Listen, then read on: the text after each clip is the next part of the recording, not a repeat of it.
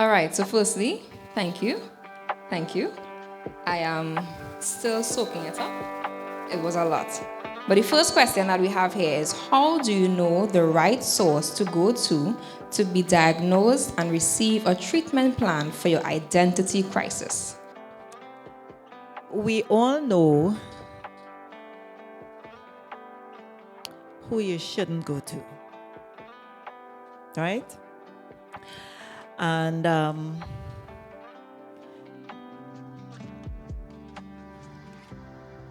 how do I make this very practical? For me, I have the same people who I go to for basically everything. So it's not a wandering seeking of counsel. And as I move into different spheres, so in my job, I have one person who I have given that regard to write on my life. And that person, although they are not an Adventist, has demonstrated a belief in God. They demonstrate that they do not act based on their commands. They demonstrate that they expect God to act on their behalf. And they demonstrated that what we do may sometimes not seem very logical. So it may not be the default thing that you go to. And so when they've passed those tests, and the person is just pretty much very impressive, just on their own. But in addition to that, they had those tests. I added that person to my circle of influence who I allow to write on my life. So my answer to you is, how do you know who you should go to for counsel? I would suspect that God has already placed them in your lives, right? If you have a God-fearing parent, try there first. Yeah? Try there first. If for some reason your parents might have a bias towards a particular thing and you know you can approach them with that, God has placed someone else in your space. I'm not even asking you, because of the same God that Kerry described, right? That grafting was blow mind, just by the way. Blow mind, because it changed the whole interpretation of that text, right? And since we want to believe that we're serving a God who, when you're not producing, don't throw you away, but pulls you in, you know that he has already provided. So I would ask you, if you don't know yet, ask him. Father God, reveal to me. Father God, create a natural opportunity too. Father God, can you? And I trust you, you will not be disappointed. I'm telling you this from experience. You will not be disappointed. In the off chance that none of your regular advisors are there, or you don't feel like bringing it to, you're just not getting the vibe to bring it to this person. Trust that if you ask, it will be provided for you. Yeah, I just wanted to add to that, because in the story of the sons of Sceva, you notice they got their diagnosis from the devil, right? Which is still a diagnosis, but that's not where you want to get your diagnosis. And sometimes I think it's a realization that sometimes we could limit God in terms of who he speaks to us through. That we may have selected people that we know could provide that good counsel. But it's also an understanding that God may operate outside of your selected groups. That you could learn something from the least of who you expected. Somebody you don't even trust. That's who God talking to you through. And so I just want to encourage, in the pursuit of finding someone to go and get your diagnosis from, be open that God may operate or talk to you outside of those you may select. Our second question, can my identity change in a positive way and affect others in a negative way? Kerry, is you there now?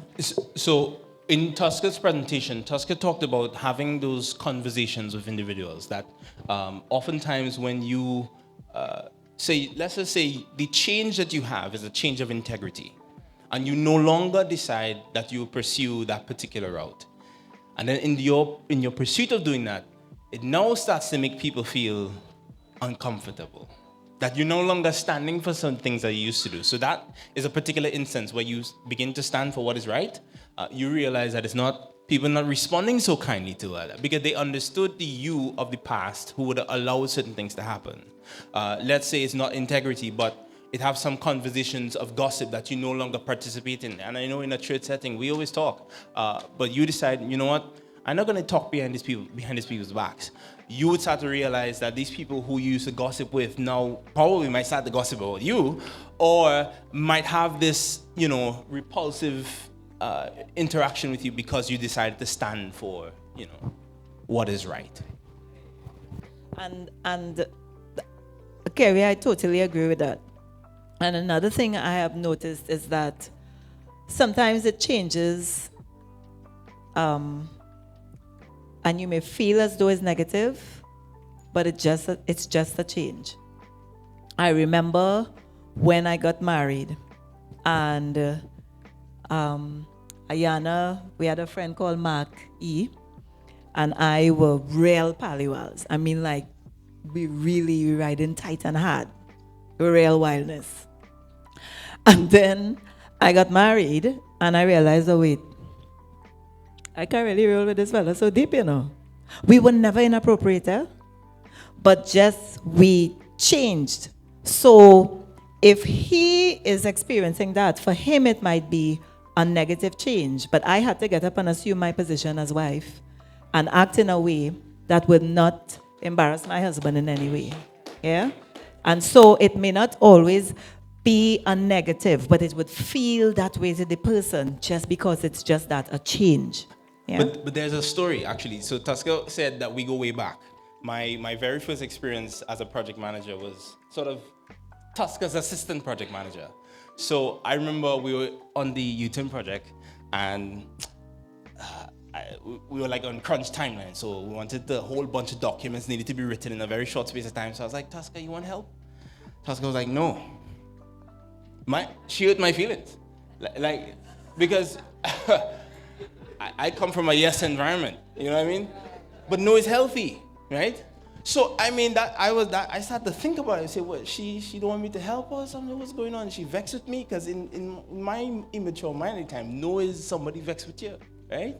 And I remember pursuing that a little bit. I said, Tusca, we good? Everything good? Everything okay? But I started to feel this negative reaction to something that is not unhealthy, not something that's positive. You say no because you understand your speed might be different. And I just remember talking to Tusca. I said, Tusca, everything good? She said, yeah, we good, man, we good. And she explained the situation of why she needed to operate, in sort of a way that gets the document out quicker. Because if she had to bring me on the document, I'd have had to learn with her and then move forward. So, you ain't got time for that. In project efficiency, you don't have time for that. You know what I mean? So that's one example. Great. Our third question is identity contagious? Can flake, flat, frontish environments influence my identity and who I am? If so, what do I do? Okay, so that's an environment question. I had a couple of books in my library. I'll tell it through a story. I had a couple of books in my library, and one of the books started to get dog ears because of, continuous use. I take responsibility. I'm the one who gave it dog ears.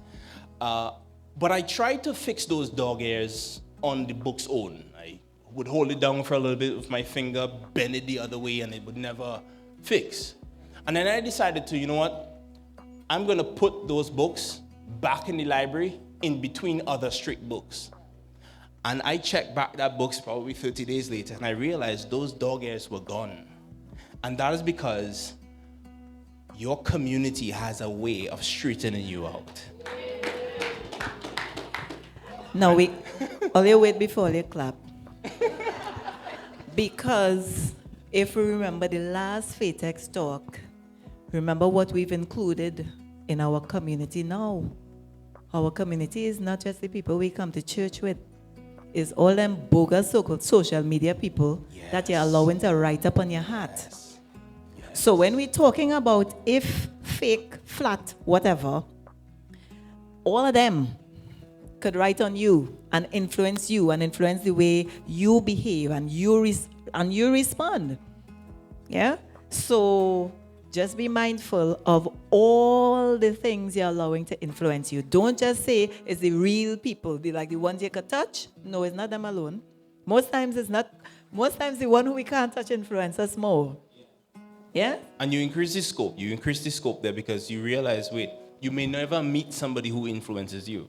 You guys know this culture of the influencer culture, and it really opens up the door to the music, the podcasts, the YouTube channels, the TikTok, accounts that you follow, and it makes you realize, wait a minute, I'm at risk here. Now, I would say this. The Bible says bad company corrupts good manners. And it is this idea that if you spend enough time among these people, at some point you begin to show the traits. That's why I say when you change phase in life, your friends should also in some sense represent that change. Otherwise, you will be regressing. I want to encourage us to do this. Evaluate your friends. Evaluate your friends. And this is a point where, back to the second question about positive behavior, you may adopt a positive change that because of that positive change, other persons no longer want to be your friends. Right? That's all right. And that's all right. Because that's the phase you're going into. Because to stay with them is to stay with them and not grow. So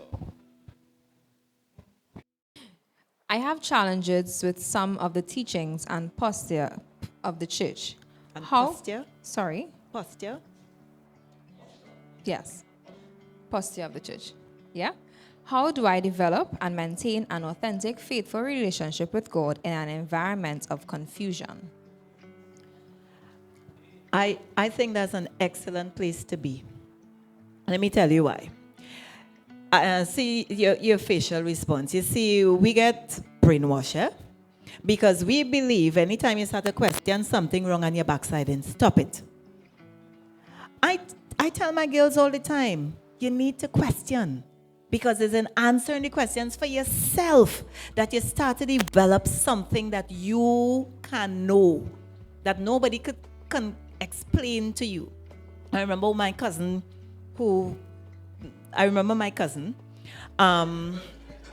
asked me sometime, he said, I just realized this is going to be on the interconnect.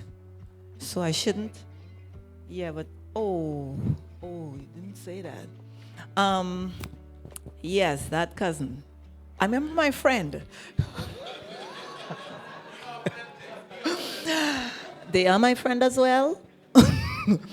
One day, right, asked me, so how are you sure about your faith? And I said, well, to be very frank with you, I can give you a series of answers, but it will never do for you what you think it should do for you because it's not your faith. And I told the person that beyond a reason of a doubt, I knew that God existed. And I started to cite some experiences that made them perk up. But I could see in their eyes that they perked up, but it's still not theirs. It wasn't their experience. And as such, that place of confusion, that place of doubt, that place of, I don't know if I believe in this, it's all right. It's okay. And we need to stop telling people they offshoot because they're questioning and because they're having 2-3 meetings and discussion and you want to call them and just stop it. We have to encourage people to question and be solid in what they believe. So when they level set, they level and they're certain. And they may not get there all at once. All of us, be honest. You all there? No. You're not all there. There are different things that you challenge. And we should be free. My poor husband does say, Gil, I just feel as though, at the brink of people thinking I as an offshoot when I kind of share what some of my thoughts are, because he could go out far left. I only know he could go a little far left. I think we think of God as the typical West Indian parents. That's right. You can't ask no questions. No. You ask no questions. Children should be seen and not heard. Correct. And it equates to disobedience. That's immediately. right. Yeah. You're making so many thoughts come to my mind, because growing up, when I say to my dad, why? Because I said so. My mom would say because I said so. My dad would say shut the conversation. like just shut off the conversation. Like shut it off. That's my dad's way of it. Just shut it off. But no way, that's cool, eh? no, I mean it's terrible, right? But I realize that's how you shut off intelligence. And that's how you end up with rituals. And that's how you end up with rituals and routines. That's how you end up with that theology degree and asking if it's God. That's how you end up in theology Just and asking if saying. it's God. That's how I'm saying. So, and I love that she said that, because the way I came out of that moment in studying theology and being in that place of not knowing God is through questions. Yes. Questions is actually what made me realize, wait a minute, I could get some different. That's right. There's this thing to say, listen, if you change the questions you ask, you change the answers you get. You change the life you live. And let me tell you, I started to preach differently when I started to ask different questions. Because my preaching before used to be, okay, you have a script, Pastor Morgan taught me how to preach. You understand? So it's like, okay, you have your script, boom, boom, boom, you read your little punchline. That wasn't cutting it. You know what I mean? What started to cut it was questions that I would not have normally asked because I was too afraid, because somebody would tell me shut it out, or somebody would tell me because the Bible said so. No, let me figure out why the Bible said so. That at the end of the day, I have to be able to represent and build a family on this Bible. How will I do it if it's someone else's? Or there's no answers to my questions. There is some biblical support for this, where God said to whoever the audience in the book of Isaiah was, bring your strong reasons. Come, let us reason together. You know that text?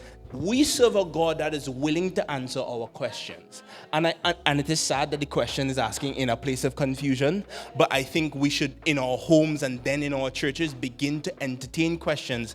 But know this, there are two types of questions you could ask. The first question leads you to more skepticism. The second type of question leads you to more knowledge. And there are some people, they ask questions just to prove why they're not doing what you understand? You know those kind of people. My words to define it is kind of short. But there's some persons, the way they ask the question, they ain't trying to study more. They asking the question because I want to just make sure I had a question. That's why I leave the church. Come down, man. Let us be honest with Scripture. Let us ask these questions, because best believe if you change the questions you ask to regular texts, you will see God in a different light. Remember we spoke about all of us being fronters, right? A lot of times, and this is not to throw shade on Daddy, yeah?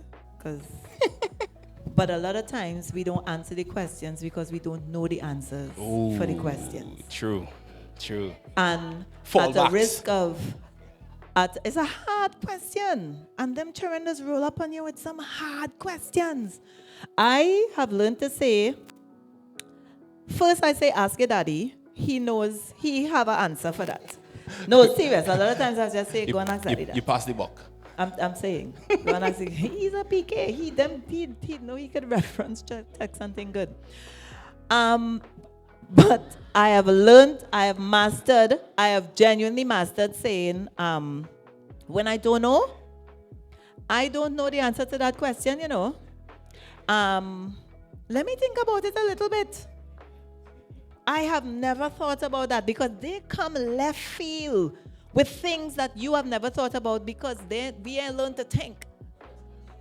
We just take and we do. We good, we nice, we think, and then we catch ourselves in some problems, right?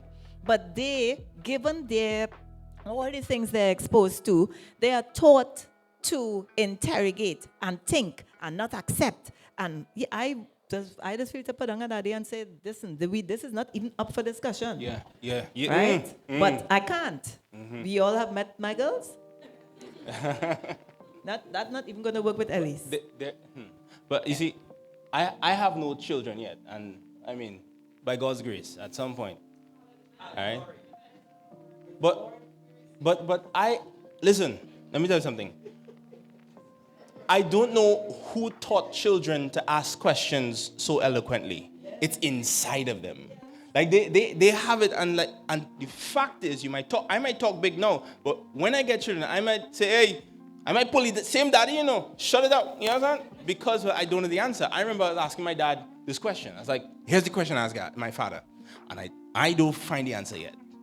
Who made God? Shut it down. Wait, the man had to shut that down, Kerry. Come on.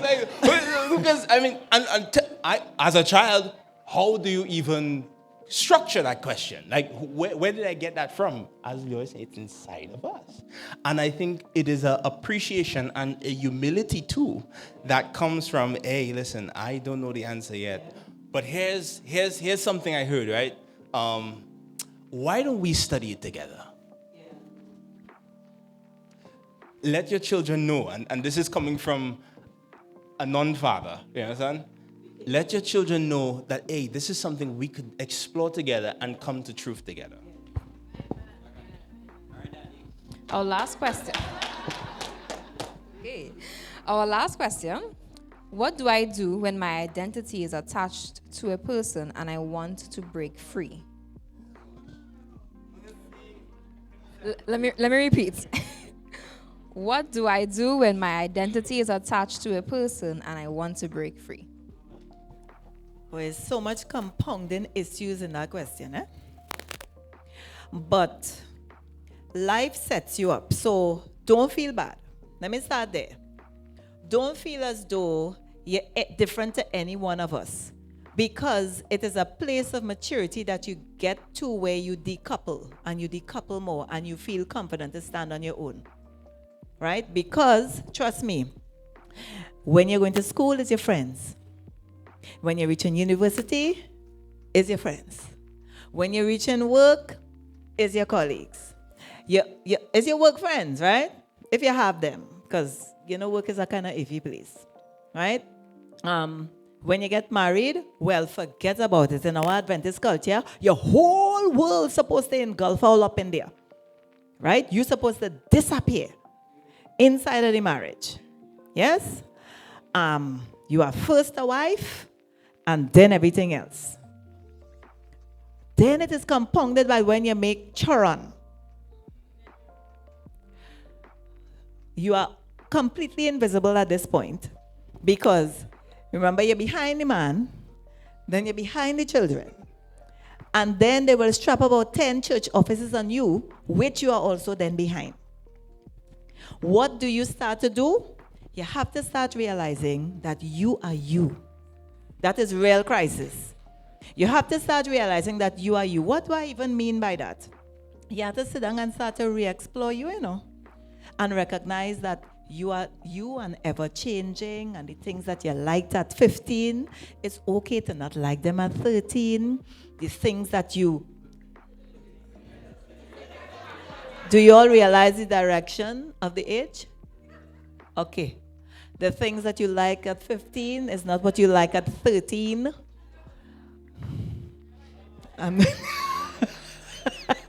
Somebody say real identity crisis.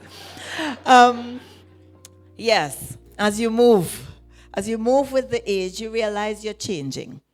And you will have significant problems if you try to stay attached to persons, whether or not that person is healthy.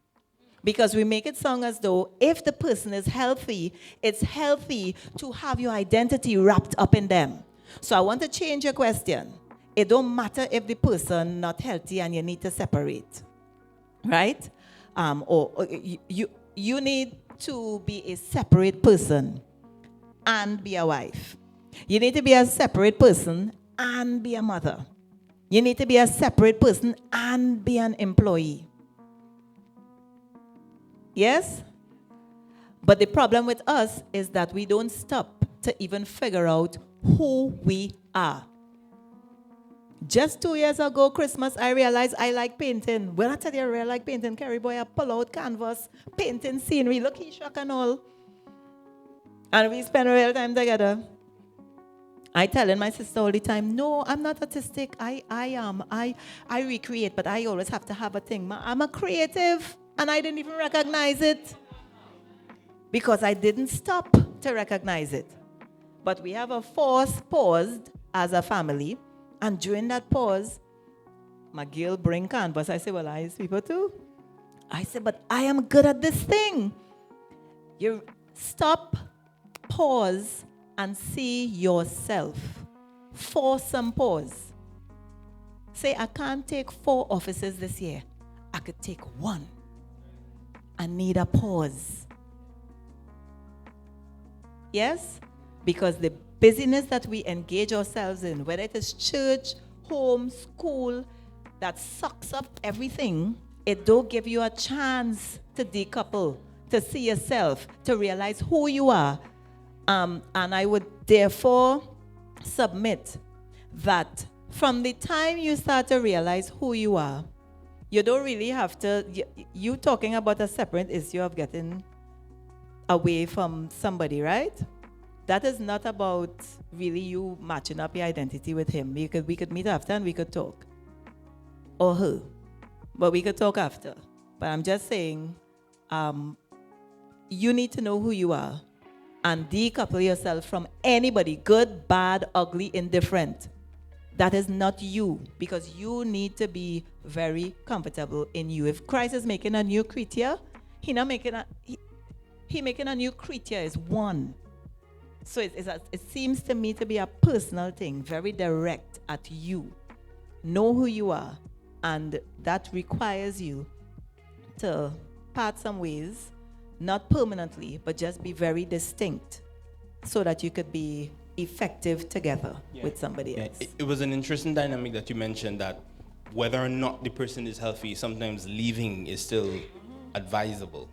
Because, I mean, you just look at the biblical narrative in just a quick glance, you see a couple places where people had to leave what wasn't necessarily bad. For this reason, shall a man leave his what? His mother and his father, not his evil mother and father, and shall cleave unto his wife. These are good people that you're leaving behind. I remember when I left dorm back in 2017, it was then I realized that when I started to rent, I had to buy my own toilet paper. And when you get exposed, right, to the responsibilities that you were sheltered from with people, you begin to become. And your becoming oftentimes happens when you get separated from those who once sheltered you. And so that sheltering is good, it's safe, and it's necessary, but for a time. But it's an appreciation that at some point in your life, you have to progress. Here's how that sounds practically. It means sometimes you have to leave your parents and go and rent on your own. That's just some practical ways of looking at separation. When Jesus was trying to heal, I believe it was a particular guy. I don't know what the ailment was. You guys might be able to bring it to my memory more accurately. But he had to take him outside to heal him. Oftentimes, the breakthrough that you're looking for is outside of that shelter. It's outside when you begin to have some skin in the game and you begin to be exposed to the consequences of your decisions. One last thing I would say, in one of the apartments I used to live in before, it was one where the landlord was above, I was below, and she always used to complain, like, Kerry, you're not turning off the lights. Because remember, I come from a dorm where you could just leave the lights on. The hallways, lights on, you gotta keep the students safe. So in my psyche, you don't turn off lights. But I running up this one bill, right? So she vexed with me, and I don't understand why she vexed with me. In my head, I do the right thing. Listen, I changed apartments.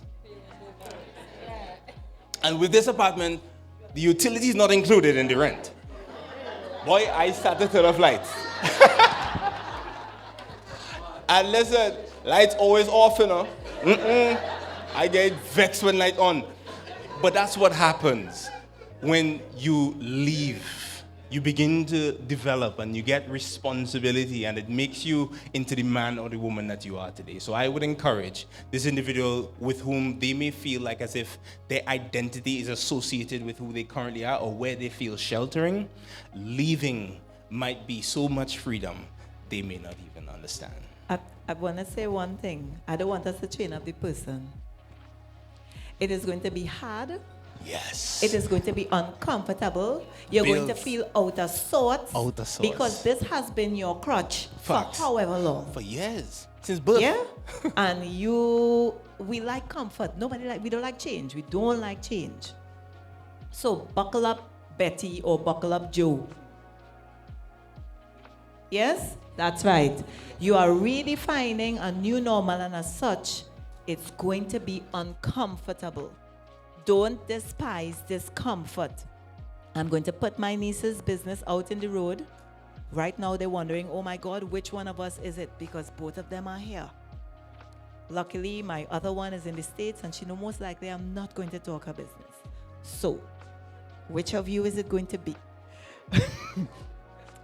My first niece that graced my heart, that made me know what love is. I could not understand the level of love towards another human being could have been so intense. Told me, you know, Auntie, I have to admit that Mommy was a powerful woman. But because of that power, I never had to fight for myself. And now Mommy is not here. So she take a minute. But when she realized, Auntie 1 and Auntie 2 is not cray-cray Mommy. Because my sister was certifiable. Eh? She will ride for you. I'm talking about a woman who, if she heard the week I had, she would have reached in my work and dealt with whoever she felt she needed to deal with. Trust and believe. That's just the way she was. Don't touch hers. But what that kind of sheltering does is that it doesn't allow you to develop wings of your own. And she said to me, now that I know what I want, where I need to get to, I realize that I have to make some moves. So as you make those moves, the first step is already done. You already know you had to break free. You already know that's the biggest battle. The worst thing is everybody else around you saying you have to break free. They're trying to talk to you and you in la la land. You know. That's the first step. Your will and your desire has to be there. And I will repeat. My sister told me to repeat. I will repeat. You're having a problem. Admit it. You just did. You asked us a big question on live. Right? You know you need to get out of this situation. Find someone who can help you evaluate and come up with a treatment plan. Don't try to figure it out on your own. Don't ask us here on the seat to get a fast plan about how you must. No. Somebody has to get more intricate because we don't know the details of the situation. And so we could be talking nonsense as it relates to you. Get someone who can actually hear the actual situation. Right? I'm not promoting anybody else, but my friend sitting down right there is an excellent person you can talk to. Don't go to her for any freebies. She is a licensed counselor. She's excellent, right? She's right there next to the guy with the white, the one who has with the white shirt. Yes. Seriously though, speak to someone who can help you develop your treatment plan and then commit to it. You want out, you want to see yourself, you want to flourish, you have to start taking very deliberate directions towards the you that you know you can be. It's not going to happen by the prayer alone in a corner. You can pray from now till next year without effort. Your boss. You will stay in the same position and you will be very frustrated. And then you're starting to cuss out God, how he think it. No, you're asking God to do what he don't do. He don't roll up on humans and do what they need to do. He comes in as a superpower to bless your efforts, but you have to put out effort. All right? That's my 2 cents. You can't replace the requirements with prayer. That's right. Yes, you said that earlier. We want to thank our speakers for being here. Can you give them a round of applause, please?